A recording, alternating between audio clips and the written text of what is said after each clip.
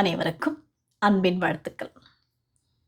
So 4 யுக நாள் நம்ம ஏற்கனவே பார்த்துட்டோம். அதனுடைய சிறப்புகள் என்ன, அது எப்படி உருவானது, இந்த பூமியின் மேல் ஏற்பட்ட மாற்றங்கள்லாம் எப்படி இருந்தது, அதெல்லாம் ஒரு மனிதனுக்கு எப்படி பிரயோஜனமாக அமையக்கூடிய வகையில் இருந்தது என்றெல்லாம் நாம் பார்த்துவிட்டோம். இப்போ அதை தொடர்ந்து பார்க்க வேண்டும் என்றால் நாம் போவதற்கு முன்னால் அந்த 5வது யுக நாளுக்கு முன்பதாக நாம் தெரிந்து கொள்ள வேண்டியது 4வது யுக நாளிலே சூரியன் நமக்கு விசிபிளாக தெரிந்தது. அப்படி என்றால் இந்த கிளியர் ஸ்கைல சூரியனுடைய வெளிச்சம் மட்டுமல்ல, அதனுடைய ஒளிக்கதிர்கள் மட்டுமல்ல, அதனுடைய வெப்பமும் பூமியின் மீது பட ஆரம்பிக்கிறது.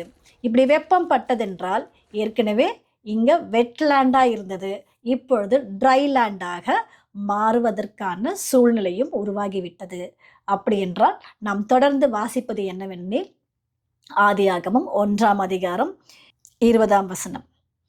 பின்பு தேவன் நீந்தும் ஜீவ ஜந்துக்களையும் பூமியின் மேல் வானம் என்கிற ஆகாய விரிவிலே பறக்கும் பறவைகளையும் ஜலமானது திரளாய் ஜனிப்பிக்க கடவது என்றார்.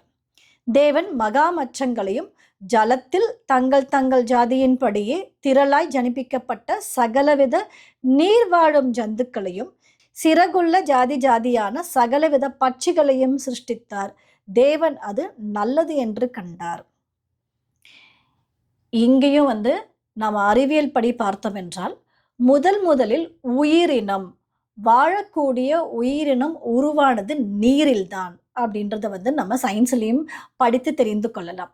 அப்படின்னும் பொழுது தேவன் ஒரு சுவாசமுள்ள ஒரு ஜீவ ஜந்துக்களை படைக்கும் பொழுது அதனுடைய ஆரம்பம் நீரில்தான். அதனாலதான் அங்க படைக்கும் இந்த உயிரினங்களை பற்றி நாம் வாசிக்கும் பொழுது முதலில் நாம் வாசிப்பது நீந்தும் ஜீவ ஜந்துக்கள். இந்த நீந்தும் ஜீவ ஜந்துக்களில் இருந்துதான் கொஞ்சம் கொஞ்சமாக அவைகள் உருமாறி இந்த மாதிரி நிறைய டெவலப்மெண்ட்ஸ் ஆன பீரியட் எல்லாம் குறித்து நாம் வாசிக்கும் பொழுது அறிவியல்ல மெசசாயிக் எரா, அப்புறம் ட்ரையாசிக் பீரியட், ஜுராசிக் பீரியட், அப்புறம் கிரேட்டேஷியஸ் பீரியட் அப்படின்னு இந்த மாதிரி பீரியடெல்லாம் கிராஸ் பண்ணி நிறைய உயிரினங்கள் இந்த பூமியின் மீது பெருகின. இதில் அறிவியலை ரொம்ப முக்கியமாக அவர்கள் கூறும் ஒரு கருத்து என்ன அப்படின்னும் பொழுது அங்கே பறவைகள் என்று தனியாக குறிப்பிடப்பட்டுள்ளதை அவங்க ஒரு இன்ட்ரெஸ்டிங் அலைன்மெண்ட் என்றே குறிப்பிடுகிறார்கள். ஏன்னா நீரிலிருந்து நிறைய அனிமல்ஸ் பெருகிக்கொண்டே இருந்தன. நீரிலிருந்து நிலத்திற்கான ஒரு கனெக்ட் என்ன அப்படின்னும் பொழுது அவற்றிற்கு பறவைகள் ஒரு நல்ல கனெக்ட் என்று அறிவியல் கூறுகிறது. அதனால்தான் அவங்க என்ன சொல்றாங்கன்னா, பறவைகளை குறித்து ஆதியாகமத்தில் குறிப்பிடப்பட்டுள்ளது ஒரு இன்ட்ரெஸ்டிங் அலைன்மெண்ட் என்றே கூறுகிறார்கள். நம்ம வாசிக்கலாம் அந்த வசனத்தை திரும்பவும். பின்பு தேவன் நீந்தும் ஜீவ ஜந்துக்களையும் பூமியின் மேல் வானம் என்கிற ஆகாய விரிவிலே பறக்கும் பறவைகளையும் ஜலமானது திரளாய் ஜனிப்பிக்க கடவது என்றார்.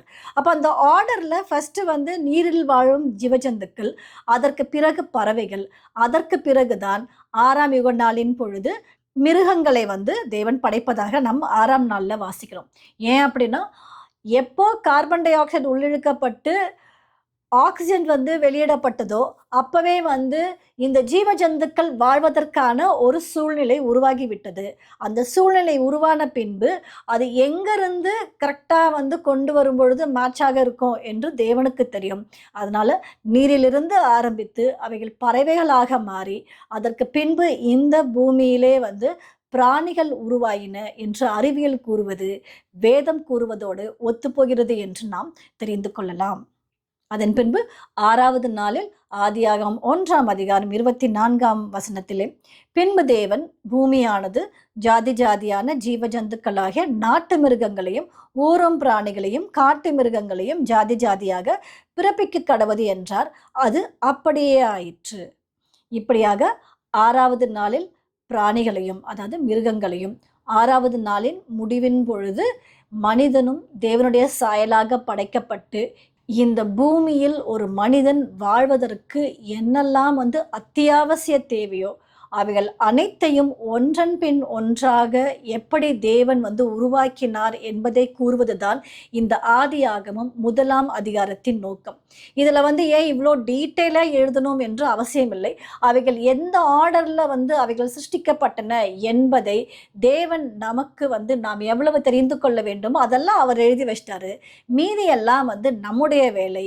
ஏன்னா இன்றைக்கு நாம் டிமாண்ட் செய்யும் அறிவு பெருகி இருக்கும் காலம் என்றும் நாம் இன்று கூறும் ஒரு காலத்திலே வாழ்ந்து கொண்டிருக்கிறோம். அதனால நாம இதெல்லாம் படித்து நம்மளால் தெரிந்து கொள்ள முடியும் என்பது அவருக்கும் தெரியும். அதனாலதான் அவர் என்ன எழுதணுமோ அதை எழுதி வைத்து விட்டார். மீதி எல்லாம் நம்மளுடைய கடமையா இருக்கிறது. இப்படியாக நமக்கு தேவையான அனைத்துமே தேவன் ரொம்ப பார்த்து பார்த்து ரொம்ப அழகாக இவைகளை ஒரு ஆர்டர்ல தேவன் நமக்கு சிருஷ்டித்து நமக்கு கொடுத்தார் என்பதே ஆதியாகமம் 1ஆம் அதிகாரம். நமக்கு மேலும் ஒரு கேள்வி எழலாம்.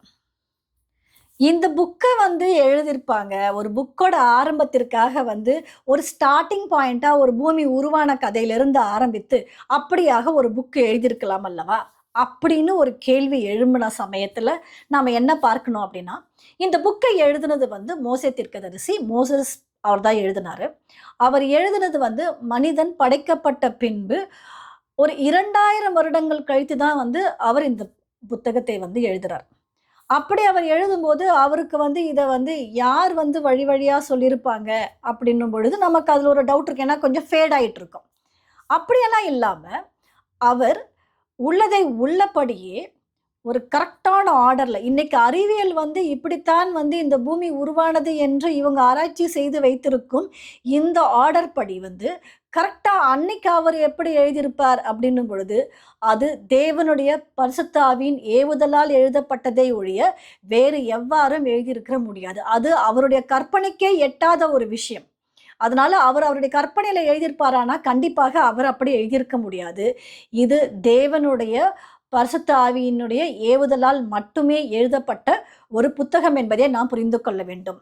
ஏன் இதை நம்ம இவ்வளவு ஸ்ட்ராங்கா சொல்றோம் அப்படின்னும் பொழுது, இந்த இடத்துல மட்டும்தான் தேவனுடைய இந்த சிருஷ்டிப்பின் காரியங்கள், இந்த கிரியேஷன் பத்தி எழுதி வைக்கப்பட்டுள்ளதா அப்படின்னா, வேதாகமத்துல பல இடங்கள்ல சின்ன சின்னதாகவும் இன்னும் கொஞ்சம் டீட்டெயிலாகவும் இன்னும் சில இடங்களில் எழுதி வைக்கப்பட்டிருக்கிறது. அப்படி எழுதி வைக்கப்பட்டதில் இன்னொரு இம்பார்ட்டண்ட்டான ஒரு சின்ன டீட்டெயிலிங் பார்க்கலாம். இதை நீதிமொழிகள் 8ஆம் அதிகாரம் 24 முதல் சில வசனங்கள்ல படிக்கலாம். 22ல இருந்தே படிக்கலாம். ஆழங்களும் ஜலம் புரண்டு வரும் ஊற்றுகளும் உண்டாகும் முன்னே, மலைகள் நிலை பெறுவதற்கும் முன்னும், குன்றுகள் உண்டாவதற்கு முன்னும், அவர் பூமியையும் அதன் வெளிகளையும் பூமியில் உள்ள மண்ணின் திரள்களையும் உண்டாக்கும் முன்னும், வானங்களை படைக்கையில், சமுத்திர விலாசத்தை வட்டணிக்கையில், உயரத்தில் மேகங்களை ஸ்தாபித்து சமுத்திரத்தின் ஊற்றுகளை அடைத்து வைக்கையிலும், சமுத்திர ஜலம் தன் கரையை விட்டு மீறாதபடிக்கு அதற்கு எல்லையை கட்டளையிட்டு பூமியின் அஸ்திபாரங்களை நிலைப்படுத்துகில். அப்ப பூமியுடைய இந்த ஃபவுண்டேஷன் உருவாக்கப்பட்டது. அந்த பூமியோட ஃபவுண்டேஷனுக்கு அப்புறம் சமுத்திரம் உருவாக்கப்பட்ட பொழுது அதனுடைய வட்டணிக்கையிலும் அப்படின்னா அதுக்கு எல்லை போட்ட பொழுது அப்படின்னும் இந்த மாதிரியான ஒரு ப்ராசஸ், இந்த பூமி உண்டான இந்த ப்ராசஸை குறித்து நம்மள சாலமன் ராஜா கூட இங்க எழுதி வைத்திருக்கிறார். அவர் ஆதியாகமத்திலிருந்து அந்த கம்ப்ளீட் டீட்டெயில்ஸ் இல்லாம இங்கேயும் சில குறிப்புகளை அவரும் எழுதி வைத்திருக்கிறார். இதுவும் தேவனுடைய ஆவியின் ஏவுதல் இல்லாமல் இதை எழுதியிருக்க முடியாது. இந்த மாதிரி பல இடங்கள்ல நாம சில வசனங்களை கண்டிப்பாக வாசிக்கக்கூடும்.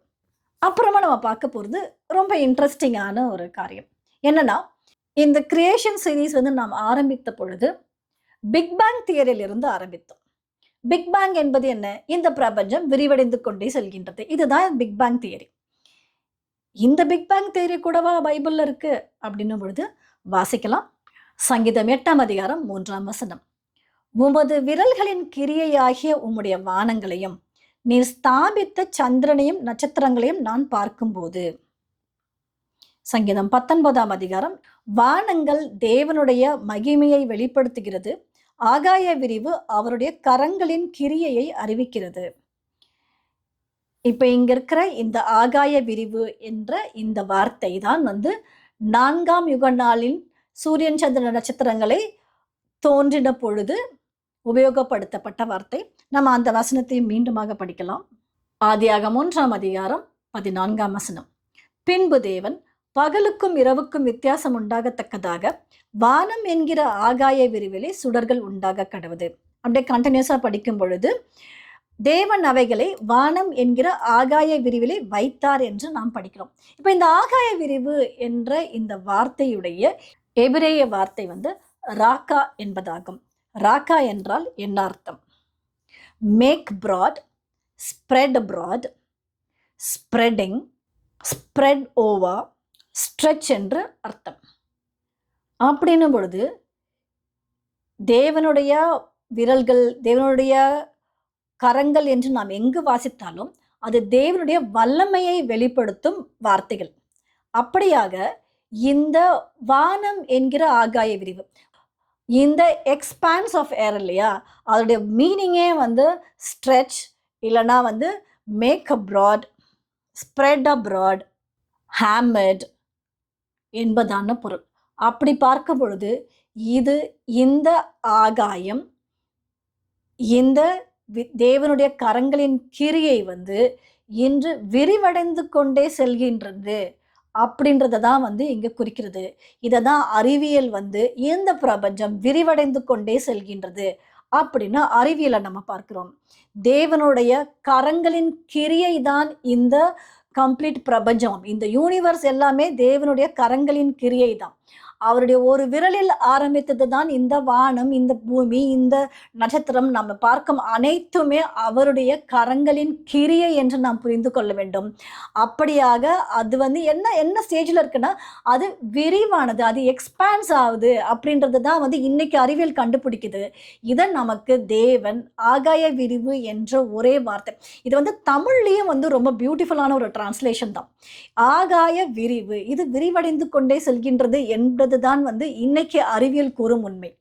எனவே என்றாவது ஏதாவது ஒரு விதத்திலே அறிவியல் சரியா, வேதாகமம் சரியா, வேதாகமத்தில் கூறப்பட்டுள்ளதே நாம் அப்படியே எடுத்துக்கொள்ளலாமா, அந்த கருத்துக்கள் சரியானதாக இருக்குமா என்று ஒரு கேள்வி எழும்புமானால் நாம் ஆணித்தனமாக புரிந்து கொள்ள வேண்டியது என்னவெனில், அறிவியல் தான் தேவனுடைய கரங்களின் கிரியையை தொடர்ந்து ஆராய்ச்சி செய்து விவரித்து கொண்டே சொல்கிறது என்பதுதான் இந்த சீரீஸோட லிட்டில் ஃபேக்ட்.